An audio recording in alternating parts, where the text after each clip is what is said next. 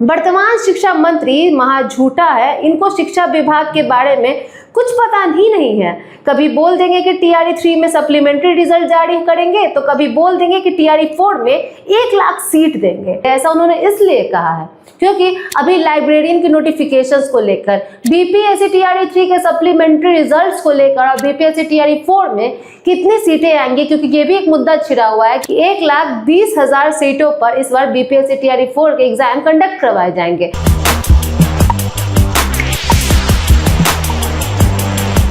नमस्कार, मैं सुरभि मानसी और आप देख रहे हैं वॉइस हब। तो एक बार फिर से शिक्षक नेता ने ऐलान कर दिया, ट्विटर पर पोस्ट करते हुए साफ साफ कह दिया है, जिससे राजनीतिक हलचलों में अफरा तफरी मच गई है। जी हां, इस बार बिहार में विधानसभा चुनाव होने को है। ऐसे में सभी विभाग अपने कार्यों में लगी हुई है, लेकिन फिर भी कई गड़बड़ियां हमारे सामने आती हैं। कभी किसी चीज में प्रॉब्लम है, कभी मतदाता सूची में दिक्कत होती है, तो कभी शिक्षा विभाग के द्वारा कई गलतियां हमारे सामने आती हैं, जहां पर छात्रों के और शिक्षकों के जितने भी मामले हैं वो सुलझ ही नहीं रहे हैं। और इस बार बिहार में चुनाव होने को भी है, लेकिन चुनाव से पहले इतनी दिक्कतों का सामना करना पड़ रहा है आम जनता को कि चुनाव कैसे होगा ये तो वक्त ही बताएगा। क्योंकि अभी जब व्यवस्था सही से नहीं चल रही है, तो आगे निष्पक्ष तरीके से चुनाव कैसे होगा वो तो पता नहीं, लेकिन ये तो वक्त ही बताएगा। लेकिन ये आप पोस्ट पहले देखिए जो कि शिक्षक नेता अमित विक्रम ने किया है, जिसमें साफ लिखा है, वर्तमान शिक्षा मंत्री महा झूठा है। इनको शिक्षा विभाग के बारे में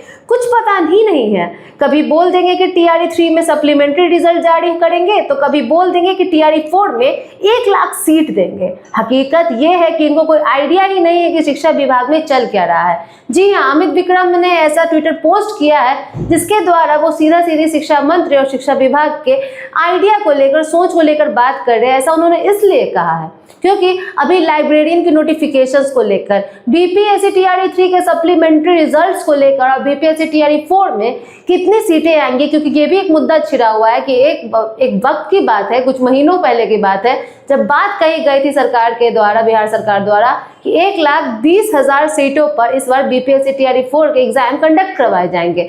लेकिन अब सामने आ रहा है कि 27,000 सीटों पे ही बीपीएससी टीआरई 4 का एग्जाम कंडक्ट करवाया जाएगा। लेकिन उसमें भी एक खास बात यह है कि महिला डोमिसाइल लागू करने की इस बार बात कही गई है, लेकिन महिला डोमिसाइल लागू करने के साथ ही सीटों की संख्या सीधा 1,20,000 से घटाकर 27,000 पर लाकर खड़ा कर दिया गया है, जिससे अभ्यर्थियों की जो दर्द है, अभ्यर्थियों की जो तकलीफें हैं वो काफी बढ़ गई हैं, क्योंकि वो सालों भर मेहनत करते हैं, जिनकी संख्याएं लाखों तक में होती है। और वैसे में कंपटीशन वैसे भी बहुत हाई लेवल पर होता है। उसमें भी अगर वैकेंसी की जो सीट है, जितने वादे किए गए थे, दावे किए गए थे, वो अगर घटा दिए जाए तो ऐसे में कंपटीशन और हाई हो जाता है और मानसिक तनाव तक बढ़ जाता है। ऐसे में अभ्यर्थी पढ़ाई करे या नोटिफिकेशन जारी करने को लेकर प्रोटेस्ट करे या शांति मन से एग्जाम्स को लेकर तैयारियां करे। लेकिन यहाँ पर शिक्षा विभाग जो है दावे करता है, कभी दावे करता है कि 8 सितंबर को आपका एसटीईटी का नोटिफिकेशन जारी हो जाएगा, जिसमें भी देरी हो जाती है नोटिफिकेशन जारी होने से पहले,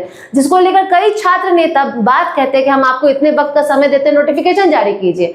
फिर बीपीएससी टीआरई 4 को लेकर प्रोटेस्ट होता है कि इस पर इतनी वैकेंसी की सीट निकाली जाए जितना वादा किया गया था। अगर 1,20,000 का भी वादा किया गया था तो कम से कम 80,000 तो निकाला जाए, लेकिन उतनी भी नहीं हो रहे, सीधा 27,000 घटा दिया गया।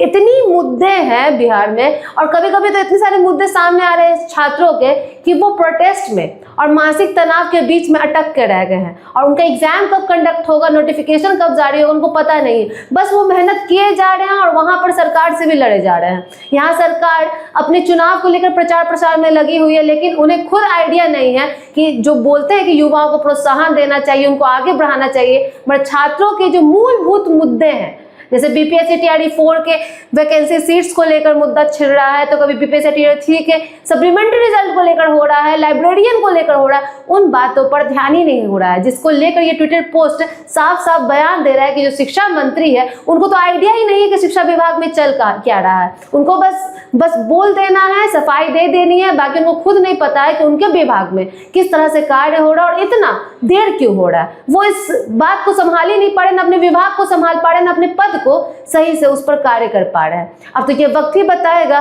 कि शिक्षा मंत्री कुछ इस पर फैसला लेते हैं या नहीं। शिक्षा विभाग सुदृढ़ तरीके से, निष्पक्ष तरीके से नोटिफिकेशन जारी करके छात्रों के मुद्दों को शांत कर पाता है कि नहीं, क्योंकि छात्र मानसिक तनाव झेल रहे हैं, शारीरिक तनाव झेल रहे हैं और आर्थिक स्थिति और समाज के ताने उन्हें वैसे ही जूझने पर काफी मजबूर कर रहे हैं। तो अब ये देखना होगा कि चुनाव से पहले कुछ छात्रों को राहत मिल पाती है कि नहीं, उनके नोटिफिकेशन जारी होते कि नहीं। बाकी ये तो वक्त बताएगा। बाकी आपको ये जानकारी कैसी लगे हमें कमेंट बॉक्स में जरूर बताएं। सब्सक्राइब करें, बेल आइकन प्रेस करना ना भूलें। धन्यवाद।